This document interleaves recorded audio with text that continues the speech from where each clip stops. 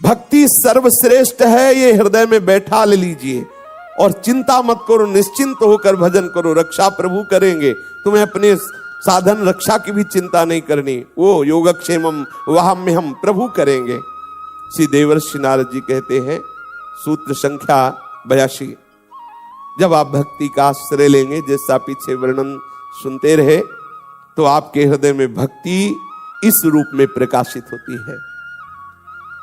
यह जरूरी नहीं है कि ये सद्गुण सब में समान भाव से प्रकाशित हो सकता है इन 11 में से एक की प्रधानता हो जाए और 10 गौड़ रूप से रहे, पर होगी जरूर। इन 11 में से एक कोई न कोई भक्त के अंदर जरूर प्रधान होगा। ये प्रेम रूपा भक्ति जब किसी के हृदय में प्रकाशित होती है तो ये 11 प्रधानताएं उसके हृदय में आती, उनमें से 11 सबके हृदय में होंगी, पर एक की मुख्यता होगी, एक में बहुत रुचि होगी।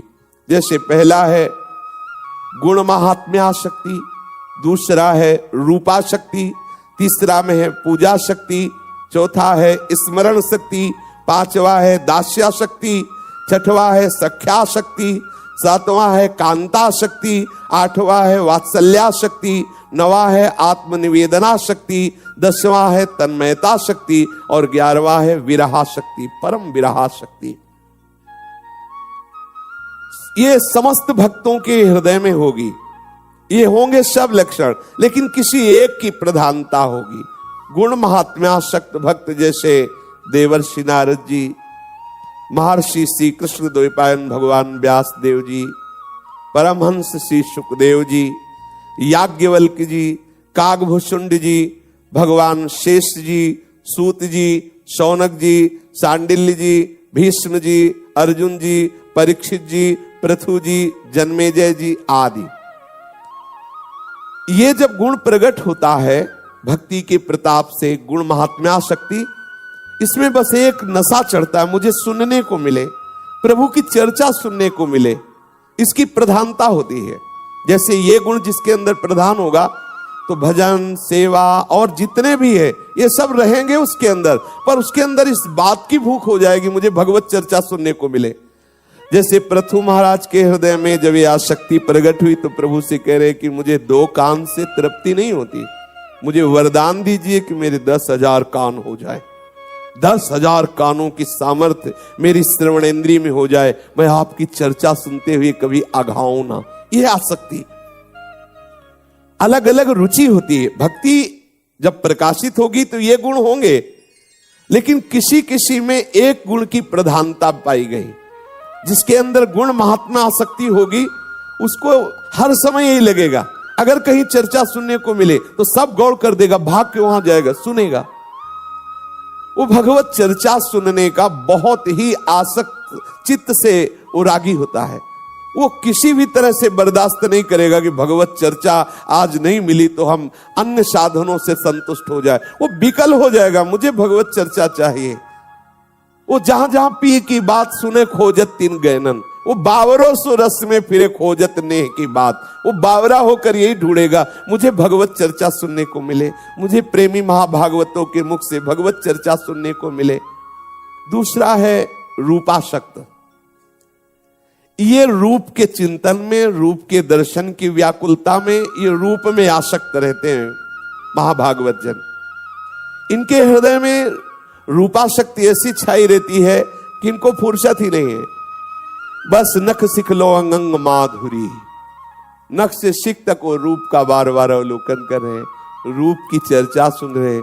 प्रभु के रूप अवलोकन में सब भक्ति के गुण है, ये भी चर्चा सुनेंगे, नाम जप करें, सब करें, लेकिन इनकी प्रधानता होती जैसे गोपीजन, बस लाल बिहारी के ललित त्रिभंगी रूप का चिंतन, बस उसी के दर्शन के लिए व्याकुलता, दर्शन करते हुए भी अतृप्ति। तो कुछ भक्तों के हृदय में जब भक्ति रंग लाती है तो उनके हृदय में रूपाशक्ति प्रकट हो जाती है। वो रूप का चिंतन, रूप के ही बार बार बातें जो शास्त्रों में वर्णन है उन्हीं को पढ़ना, उन्हीं को सुनना, उसे वो रूपासक्त है।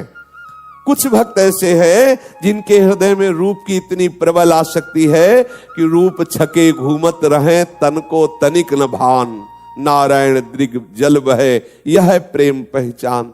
वो रूप में छके हुए घूमते। यदि ऐसी स्थिति नहीं तो विरह कमंडल कर लिए वैरागी दो नयन। उनके हृदय में रूप दर्शन की इतनी व्याकुलता है कि दोनों नेत्र विरागी हो गए। अब कुछ देखना अच्छा नहीं लगता, बस प्रीतम दिखाई दे जाए। विरह कमंडल कर लिए बैरागी दो नयन, मांगत दरस मधु करी छके रहे दिन रैन। बस एक ही बात मांगते हैं, आओ प्यारे मेरे नेत्र गोचर हो जाओ, एक बार मैं तुमको देख लूं। उनके हृदय में तड़पन होती रूप दर्शन की। तीसरे है पूजा शक्त भक्त। इनके हृदय में हर समय विकलता होती सेवा की। श्री जी को इस समय श्रृंगार करना है, श्री जी को ये भोग लगाना है, श्री जी को ये कर, उनके चिंतन का विषय सेवा हो गई। एक बार देवर्षि नारद जी महाराज बहुलाश्व के यहां पहुंचे तो देखा सेवा में औरत थे। बहुत ही सेवानिष्ठ महापुरुष, राजा होते हुए भी ठाकुर सेवा में प्रातः प्रवेश कर जाते और 2 बजे के बाद भोग लगा के बाहर निकलते। 2 बजे तक केवल, इसके बाद और राजकाज की सेवा करते। देवर्षि नारद जी ने महाराज जनकाधिपति श्री बहुलाश जी से कहा कि आप जिनकी सेवा करते हैं द्वारिका में विराजमान है, एक दिन जाकर के आप भरनेत्र देख तो लीजिए, देखो ये सेवा शक्त है। हाँ बिल्कुल प्रभु, आपकी आज्ञा पालन करेंगे। सुबह सारथी से कहा रथ तैयार करो, हम सेवा में जा रहे हैं और सेवा करके शीघ्र ही आएंगे और फिर प्रभु के दर्शन के लिए जाएंगे। सेवा में गए, अब वो दिनचर्या सेवा की। जब ठाकुर जी का राजभोग हो गया, ठाकुर जी को पद सुना दिया, शयन करा दिया, तब निकले। ठीक वही 2 बज गए। फिर कहा आज तो समय हो गया, अब कल तैयार। रोज रथ तैयार होता और रोज विलंब हो जाता। सेवा में इतने तन्मय रहते। रोज कई ऐसे महान भक्त देखे गए, भक्तमाल जी में चरित्र में आते हैं, कई प्रगट में भी ऐसे जो सेवा शक्त हैं। ठाकुर जी, द्वारिकाधीश जी, बड़े बड़े परमहंस महापुरुषों को साथ लेकर स्वयं आए दर्शन देने। महाराज बहुलाश और महान जप में निमग्न श्रुतदेव ब्राह्मण, दोनों को एक साथ ही दर्शन दिए प्रभु। दोनों को एक साथ ही घर गए। दोनों इस रहस्य को नहीं जान पाए। स्वयं प्रभु आए चल करके द्वारिका से और महाराज बहुलाश को नेत्रों का परम सुख प्रदान किया।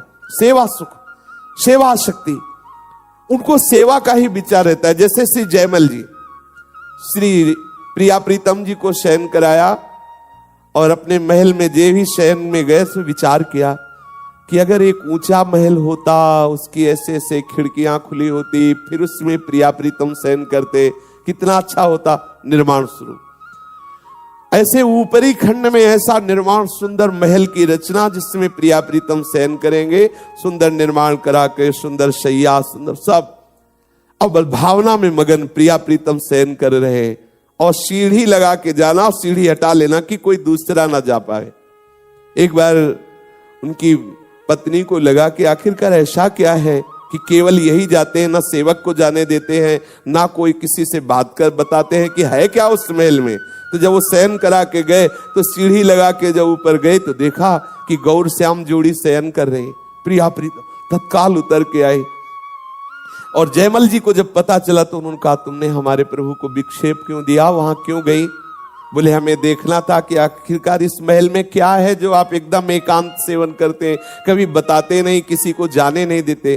तो जयमल जी ने पूछा आपने क्या देखा? बोले देखा कि श्याम सुंदर के समीप गोरी प्रिया जो शयन किए हुए।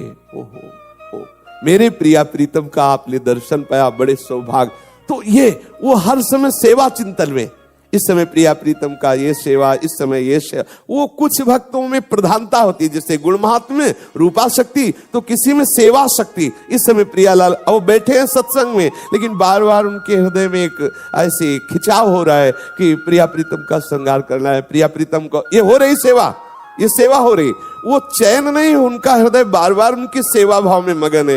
इस समय भोग लगाना है, देखो विलंब हो रहा है, श्री जी को जल पिलाना है, श्री जी को शयन कराना है, श्री जी को श्रृंगार कर, वो सेवा का चिंतन। कुछ भक्त होते हैं जिनमें सेवा, पूजा शक्ति, सेवा शक्ति होती है। और चौथे होते हैं स्मरणा शक्ति। उनको प्रभु के स्मरण में बहुत आनंद आता है। ना तो ऐसा नहीं कि सेवा नहीं करते, पर सेवा शक्ति नहीं है, सेवा करते हैं, गुण महिमा सुनते हैं, प्रभु के रूप में भी प्रियता है, लेकिन उनकी जो आसक्ति है प्रधान स्मरण, बैठे हैं प्रभु के स्मरण में डूबे हुए हैं, प्रभु का नाम, प्रभु का मंत्र बस निरंतर चल रहा, मंत्र में आसक्त है, स्मरण चल रहा, ये स्मरण प्रधान भक्त है। ऐसा नहीं कि जो रूपासक्त है वो स्मरण नहीं है, जो गुणासक्त है, लेकिन ये प्रधानता है, अलग अलग प्रधानता। अब उसको कहा जाए कि आप सेवा करो तो सेवा करें, लेकिन रुचि नहीं है, उसकी रुचि स्मरण में है, शांत एकदम गंभीर, हर समय डूबे रहना, ये अलग अलग भक्तों का है। इसीलिए रुचि देखना चाहिए, अपनी रुचि किधर जा रही ज्यादा। भक्ति में भी एक रुचि, जैसे किसी किसी को होता है गाने का बहुत स्वभाव होता है, उसको मौन में काम नहीं बनेगा, गुनगुनाओ, पद गुनगुनाओ। किसी की सेवा टहल में तो सेवा, और किसी किसी को होता है कि बस कोई बोले ना बस चुप गुपसुप अंदर ही अंदर चिंतन चल, बड़ा महिमा में, ये सब महान सद्गुण है। तो देखना चाहिए मेरी रुचि किधर, मंत्र में रुचि ज्यादा है, सेवा में रुचि ज्यादा है, श्रवण में रुचि ज्यादा है। जिधर रुचि अगर उधर आप ज्यादा सहयोग करेंगे तो आपका मन बहुत जल्दी डूब जाएगा। पकड़ लेनी चाहिए कि हमारे अंदर मांग किसकी। जैसे अपने स्वभाव में चिंतन का संस्कार बहुत बैठा है, संन्यास मार्ग से चिंतन को, बस शांत, कोई बैठे ना, कोई बोले ना, कुछ पढ़ना नहीं, कुछ देखना नहीं, कुछ सुनना, चुप शांत, अब वो स्वभाव बैठा है। अब जहां में फुर्सत मिले, जहां कोई हमसे बोले ना देखे, वो बस ना कुछ पढ़ने का स्वभाव, ना कुछ करने का स्वभाव, तो चिंतन का स्वभाव, शांत, कोई चेष्टा से चिंतन करने का नहीं, वो तो दिखावटी भले कोई चेष्टा माला हो, सब स्वभाव बना है संन्यास मार्ग की कृपा से, चिंतन का स्वभाव, बैठ जाना बस चिंतन। अब उसी चिंतन के रूप बदलते रहते हैं, कभी रूप का चिंतन, कभी लीला का चिंतन, कभी मंत्राकार वृत्ति चिंतन, ऐसा बाहरी चेष्टा में रुचि नहीं, बाहरी जैसे प्रगट में दौड़ भाग करके सेवा करना आदि आदि, वो रुचि, अलग अलग रुचि होती है। अब ऐसा नहीं को सेवा नहीं करता, सेवा करता, पर वो जो एक प्रबल आसक्ति है वो होती है, वो प्रबल आसक्ति जो किसी किसी की होती है सेवा आसक्ति, तो किसी किसी को होती है स्मरणासक्ति, वही चिंतन, बार बार चिंतन में